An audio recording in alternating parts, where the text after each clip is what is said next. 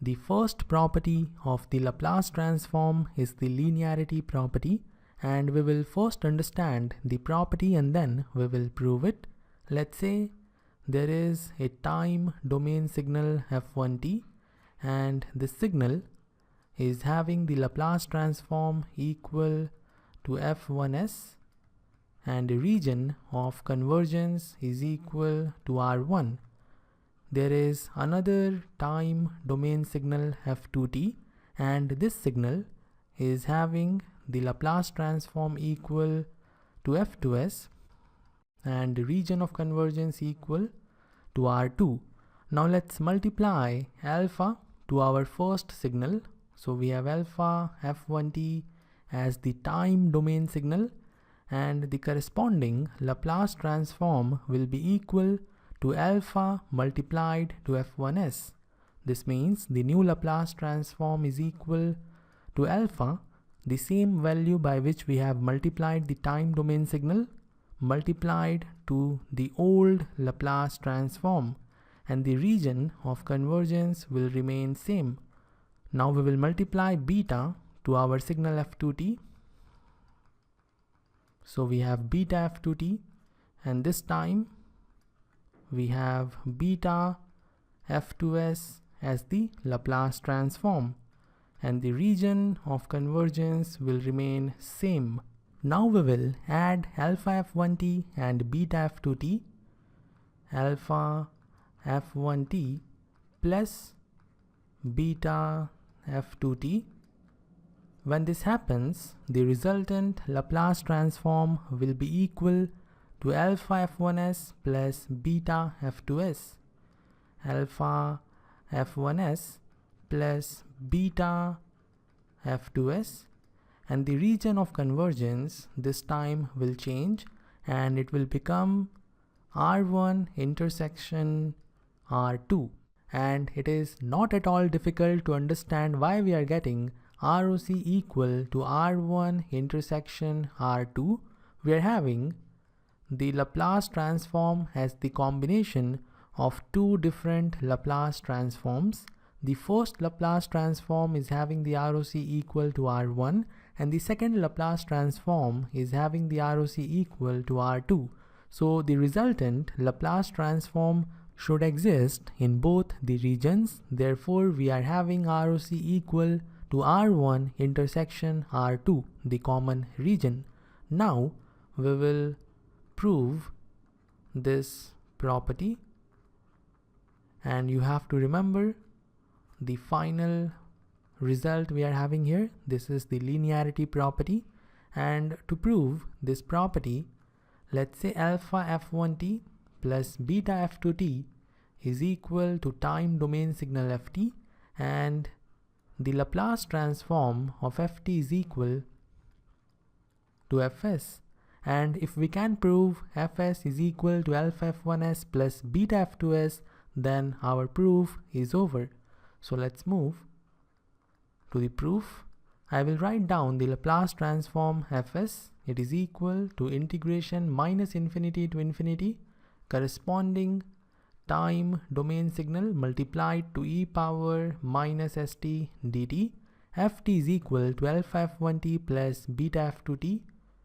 So Laplace transform fs is equal to integration minus infinity to infinity inside the bracket alpha f1t plus beta f2t bracket closed multiplied to e power minus st dt.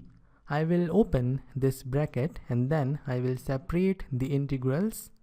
This will give us fs equal to alpha integration minus infinity to infinity f1t multiplied to e power minus st dt plus beta integration minus infinity to infinity f2t multiplied to e power minus st dt. I have taken alpha and beta outside the integrals because they are constants. Now focus on the integration we are having here. This integration will give us the Laplace transform f1s, and this integration here will give us the Laplace transform f to s. So alpha is multiplied to f1s and beta is multiplied to f2s, and when they are added we are getting fs. So we have clearly proved that fs is equal to alpha f1s plus beta f2s, and in this way our proof is over. Now we will move to the second property, which is conjugation property. According to this property, if we have a time domain signal ft and its Laplace transform is equal to fs, and now if we take the conjugate of the time domain signal, then the Laplace transform will change to f conjugate s conjugate. So this is the conjugation property, remember it, and now we will prove the conjugation property. The Laplace transform fs is equal to integration minus infinity to infinity signal ft multiplied to e power minus st dt. Now we will take the conjugate on both the sides. This will give us conjugate of fs on the left hand side, and on the right hand side we have integration minus infinity to infinity conjugate of signal ft multiplied to e power minus s conjugate t dt. But we want the formula of Laplace transform on the right hand side, and for that it is important to replace this s conjugate by s. So we will write s conjugate in place of s.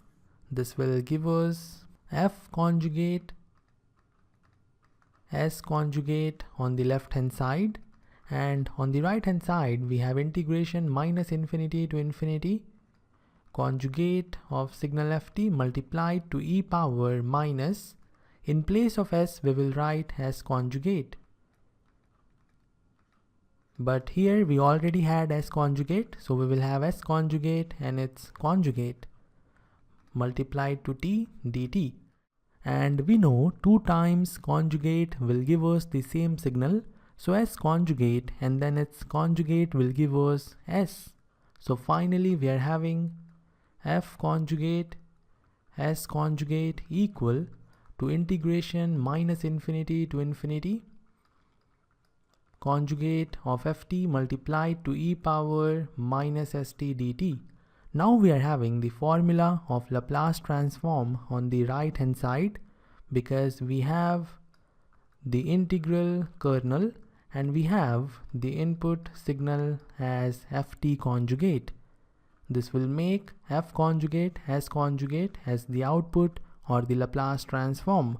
So f conjugate t is having the Laplace transform equal to f conjugate as conjugate, and this was our conjugation property. So in this way we have proved the conjugation property, and this is all for this lecture. I will end it here. See you in the next one.